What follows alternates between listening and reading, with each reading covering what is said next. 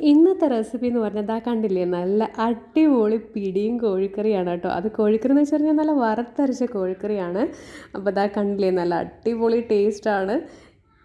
നമ്മളുടെ ക്രിസ്ത്യൻസിൻ്റെ ഒക്കെ എനിക്ക് തോന്നുന്നു ട്രഡീഷണൽ ആയിട്ടുള്ള ഒരു ഡിഷാണെന്നാണ് എൻ്റെ ഒരു വിശ്വാസം. അപ്പോൾ നമ്മുടെ പിടിയും കോഴിക്കറിയും തയ്യാറാക്കുന്നത് എങ്ങനെയാണെന്ന് നമുക്ക് നോക്കാം. ആദ്യം നമുക്ക് കോഴിക്കറി എങ്ങനെയാണ് ഉണ്ടാക്കുന്നതെന്ന് നോക്കാം. കോഴിക്കറി ഉണ്ടാക്കാനൊക്കെ എല്ലാവർക്കും അറിയാം. എങ്കിലും ഒരു 4 സവാള ചെറുതായിട്ട് അരിഞ്ഞു വെച്ചിട്ടുണ്ട്, 3-4 പച്ചമുളക്, ഒരു 5-8 വെളുത്തുള്ളി, ഒരു കഷ്ണം ഇഞ്ചി, 2 തക്കാളി, ഇത്രയും അരിഞ്ഞു വെച്ചിട്ടുണ്ട് കേട്ടോ. അപ്പോൾ വറുത്തരച്ച കോഴിക്കറിയാണ് ഉണ്ടാക്കുന്നത്, അതുകൊണ്ടിട്ടാണ് ഞാൻ ഈ റെസിപ്പി അപ്ലോഡ് ചെയ്യുന്നത്. അപ്പോൾ ഒരു പാൻ എടുപ്പത്ത് വെക്കുക, വെളിച്ചെണ്ണ ചൂടാകുന്നുണ്ടെങ്കിൽ ഇഞ്ചി വെളുത്തുള്ളി നമ്മൾ ചതച്ചത് അങ്ങോട്ട് ഇട്ട് കൊടുക്കുക. പിന്നീട് നമ്മൾ ചേർക്കേണ്ടത് നമ്മൾ അരിഞ്ഞു വെച്ചിരിക്കുന്ന സവാളയും പച്ചമുളകും തക്കാളിയും കൂടി ചേർത്തിട്ട് കൊടുക്കുന്നുണ്ട് കേട്ടോ. ഇനിയിപ്പോൾ പെട്ടെന്നൊന്ന് വാടി കിട്ടാൻ വേണ്ടി എല്ലാവർക്കും അറിയാവുന്നതാണ് ഉപ്പിട്ട് കൊടുക്കുക അല്ലേ. ഒരു ടേബിൾ സ്പൂണോളം ഉപ്പും കൂടി ഇട്ടിട്ട് ജസ്റ്റ് ഒന്ന് വാട്ടിയെടുക്കുക കേട്ടോ. ഇതൊന്ന് വാടി വരട്ടെ. അപ്പോൾ ഈ പിടി എന്നൊക്കെ പറഞ്ഞു കഴിഞ്ഞാൽ സത്യം പറഞ്ഞാൽ കുറേ നാൾ കൊണ്ടിട്ട് ഞാനിത് കാണുന്നതാണ് ഇൻസ്റ്റയിലും ഒക്കെ. ഇതുണ്ടാക്കി നോക്കണമെന്ന് വിചാരിച്ചിട്ട് കുറേ നാളായി. പിന്നെ ഇപ്പോൾ ഒരു ഫ്രണ്ടുമായിട്ട് സംസാരിക്കേണ്ട വഴി വന്നപ്പോൾ അവരുണ്ടാക്കിയെന്ന് പറഞ്ഞപ്പോൾ ഞാൻ വിചാരിച്ചു എനിക്കൂടെ ഒന്ന് ഉണ്ടാക്കണമെന്ന് തോന്നി. അപ്പോൾ ഇതാ ഒരു 1/2 ടീസ്പൂണോളം മഞ്ഞൾപ്പൊടി ഇട്ട് കൊടുത്തിട്ടുണ്ട്. പിന്നീട് ഒരു 2 ടേബിൾ സ്പൂൺ മുളക് പൊടിയും 2 ടേബിൾ സ്പൂൺ മല്ലിപ്പൊടി, 1 ടേബിൾ സ്പൂൺ ഗരം മസാല, ഇത്രയാണ് ഇട്ട് കൊടുത്തിരിക്കുന്നത് കേട്ടോ. ഞാൻ ഇതിൽ ചിക്കൻ മസാല ഉപയോഗിക്കുന്നില്ല, നമ്മൾ വീട്ടിൽ പൊടിച്ച ഗരം മസാലയാണ് ഇട്ട് കൊടുത്തിരിക്കുന്നത്. എന്നിട്ട് നല്ല രീതിയിൽ തന്നെ ഒന്ന് വാട്ടി കൊടുക്കുന്നുണ്ട്, അതിൻ്റെ പച്ചമണമൊക്കെ ഒന്ന് മാറിക്കൊള്ളട്ടെ. അപ്പം ഏകദേശം 1 കിലോ കോഴി വൃത്തിയാക്കി വെച്ചിട്ടുണ്ട്. അപ്പോൾ ഇതൊന്ന് വാടി വന്ന സമയത്തേക്ക് മസാലയുടെ പച്ചമണമൊക്കെ ഒന്ന് മാറി വരുന്ന സമയത്ത് നമ്മളുടെ കോഴി ഇട്ട് കൊടുക്കുന്നുണ്ട് കേട്ടോ. വൃത്തിയാക്കി വെച്ചിരിക്കുന്ന നമ്മുടെ കോഴി അങ്ങോട്ട് ഇട്ട് കൊടുത്തിട്ട് ജസ്റ്റ് ഒരു 2-3-4 മിനിറ്റ് ആ അരപ്പിൽ തന്നെ കിടക്കട്ടെ. വെള്ളമൊന്നും ഞാൻ ഒഴിച്ചിട്ടില്ല ഇതുവരെ, അതിൽ തന്നെ ഇട്ടൊന്ന് വാട്ടിയെടുക്കുകയാണ് കേട്ടോ. ഈ സമയത്ത് നമ്മളൊരു അരമുറി തേങ്ങയോളം ഒന്ന് വറുത്ത് വെച്ചോളുക. നല്ല രീതിയിൽ തീയിലിനൊക്കെ വറുക്കുന്ന പാകത്തിൽ നല്ല രീതിയിൽ തന്നെ ഒന്ന് വറുത്ത് വെച്ചോളുക കേട്ടോ. അത് ഞാൻ കാണിച്ചിട്ടില്ല. അരമുറി വേണമെന്നില്ല, അരപ്പ് ഒത്തിരി കുറുകുവാണെന്നുണ്ടെന്നുണ്ടെങ്കിൽ അരമുറി എടുത്തോളൂ, അല്ലെങ്കിൽ അതിൻ്റെ പകുതി എടുത്താൽ മതി. ഓക്കെ. അപ്പോൾ അതെല്ലാം ഒന്ന് ഇളക്കി യോജിപ്പിച്ച് അതിൻ്റെ പച്ചമണമൊക്കെ ഒന്ന് മാറി വരുന്ന സമയത്തേക്ക് നമ്മൾ കുറച്ച് ചൂടുവെള്ളമാണ് ഒഴിച്ചു കൊടുക്കുന്നത് കേട്ടോ. ഒരു 1/2 കപ്പോളം നമ്മുടെ ചൂടുവെള്ളം ഒഴിച്ചു കൊടുക്കുന്നുണ്ട്. അപ്പോൾ ഇതിപ്പോൾ ഇത്തിരി ഗ്രേവി നന്നായിട്ട് വേണം, നമ്മൾ പിടി കൂട്ടി കഴിക്കാനുള്ളതാണ്. അത് കാരണം അങ്ങനെ ഡ്രൈ ആയിട്ടല്ല വെക്കുന്നത് കേട്ടോ, കുറച്ച് ഗ്രേവി ഉണ്ട്. അപ്പോൾ ഇത് നല്ല രീതിയിലൊന്ന് ഇളക്കി യോജിപ്പിക്കുക. ഈ സമയത്ത് ഉപ്പിൻ്റെ അളവ് നിങ്ങൾ നോക്കിക്കൊള്ളുക, ഉപ്പ് വേണമെന്നുണ്ടെങ്കിൽ ഇട്ട് കൊടുക്കുക. അപ്പോൾ ഞാൻ പറഞ്ഞില്ലേ തേങ്ങ വറുത്ത് വെച്ചിട്ടുണ്ടെന്ന്, അത് മിക്സിയുടെ ജാറിലേക്ക് ഇട്ടിട്ട് ജസ്റ്റ് ഒന്ന് നമ്മളിത് കറക്കിയെടുക്കുക. നമ്മൾ എന്താ പറയുക, തീയലിനൊക്കെ അരയ്ക്കുന്ന പോലെ നല്ല രീതിയിൽ തന്നെ അരച്ചെടുത്തിട്ടുണ്ട്. ഓക്കെ. ഇനി നമ്മൾ പിടി തയ്യാറാക്കാനായിട്ട് ഒരു 4-5 വെളുത്തുള്ളിയും പിന്നെ 3-4 നമ്മുടെ ചെറിയ ഉള്ളിയും 1 ടേബിൾ സ്പൂൺ ജീരകവും പിന്നെ 1 മുറി തേങ്ങയും കൂടി മിക്സിയുടെ ചെറിയ ജാറിൽ ഒന്ന് ക്രഷ് ചെയ്തെടുക്കുന്നുണ്ട് കേട്ടോ. ഒരുപാട് അങ്ങ് ചതഞ്ഞു പോകാൻ പാടില്ല, ജസ്റ്റ് ഒന്ന് ക്രഷ് ചെയ്തെടുത്താൽ മതി. ഒരുപാട് അങ്ങ് അരയാൻ പാടില്ലെന്നാണ് ഞാൻ ഉദ്ദേശിച്ചത്. ഓക്കെ. അപ്പോൾ തേങ്ങ ഒരു മുറി തന്നെ എടുത്തോളൂ കേട്ടോ. വെളുത്തുള്ളിയും പിന്നെ നമ്മുടെ ചെറിയ ഉള്ളിയാണ് ചേർത്തിരിക്കുന്നത്, അതൊന്ന് ചതച്ചെടുത്തോളൂ കേട്ടോ.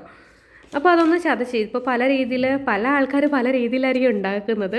ഞാൻ ഉണ്ടാക്കിയ ഒരു രീതി ഇങ്ങനെയാണ് കേട്ടോ. പിന്നെ എല്ലാവരും പറയാറുണ്ട് പുട്ടുപൊടിയുടെയൊക്കെ ആ ഒരു ഇതിലാണ് എടുക്കേണ്ടത്. പിന്നെ 1 ലിറ്റർ വെള്ളം എടുത്ത് വെച്ചിട്ടുണ്ട് കേട്ടോ. 1 ലിറ്റർ വെള്ളത്തിൻ്റെ അകത്തേക്ക് ഏകദേശം 1 ടേബിൾ സ്പൂൺ നമ്മൾ ഉപ്പിട്ട് കൊടുക്കുന്നുണ്ട്.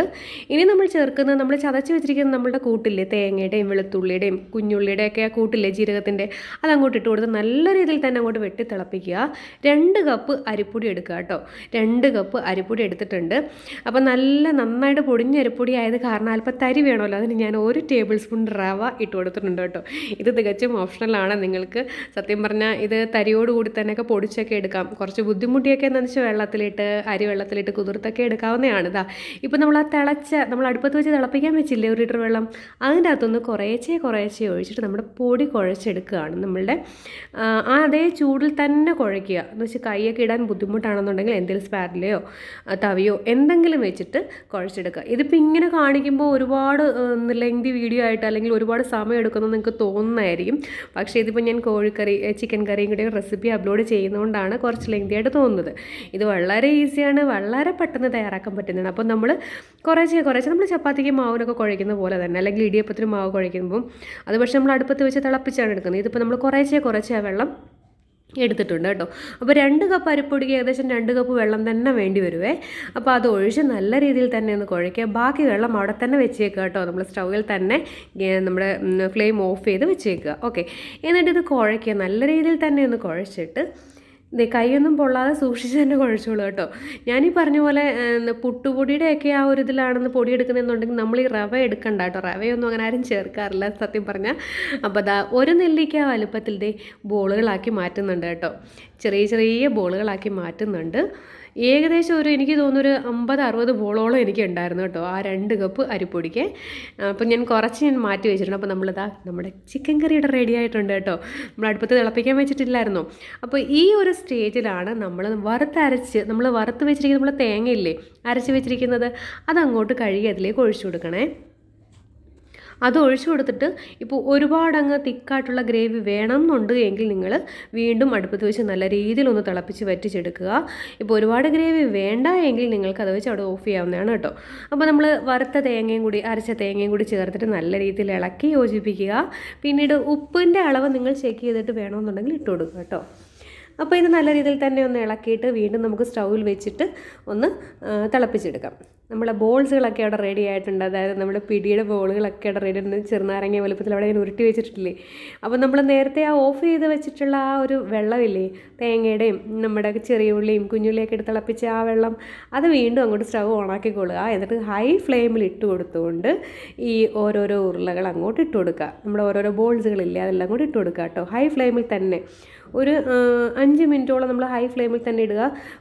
മാക്സിമം അത് ഒട്ടിപ്പിടിക്കാതെ നമ്മൾ നോക്കണം കേട്ടോ. അങ്ങോട്ട് ഇട്ടപ്പെടുത്തി അങ്ങോട്ട് ഇളക്കി കളയരുത്, അത് പൊടിഞ്ഞു പോകും. അപ്പോൾ ഒന്ന് തിള വന്നതിന് ശേഷം മാത്രം പതുക്കെ ഒന്ന് നീക്കിയിട്ട് കൊടുക്കണേ. അപ്പോൾ നമ്മുടെ ചിക്കൻ കറി ഇവിടെ റെഡി ആയിട്ടുണ്ട്. നമ്മുടെ പിടിയും ഇവിടെ റെഡി ആയിക്കൊണ്ടിരിക്കുകയാണ്. ഒരു 5 മിനിറ്റ് കൊണ്ട് തന്നെ സംഭവം റെഡിയാവും കേട്ടോ. അപ്പോൾ നല്ല അടിപൊളി ടേസ്റ്റി ആയിട്ടുള്ളൊരു ഡിഷാണ്.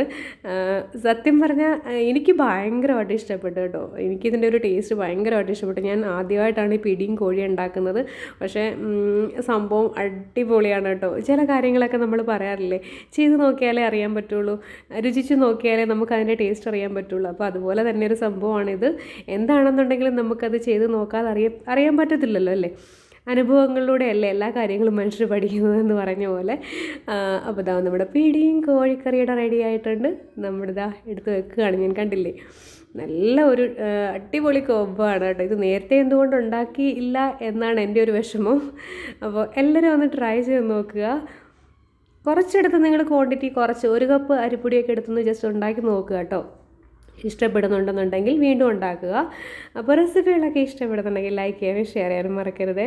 ചാനൽ ഇതുവരെ സബ്സ്ക്രൈബ് ചെയ്യാതെ കാണുന്നെങ്കിൽ ഒന്ന് സബ്സ്ക്രൈബ് ചെയ്തേക്കണേ. അതിനോടൊപ്പം തന്നെ ബെല്ലൈക്കണും കൂടി പ്രസ് ചെയ്തേക്കണേ. അപ്പോൾ okay, thank you for watching.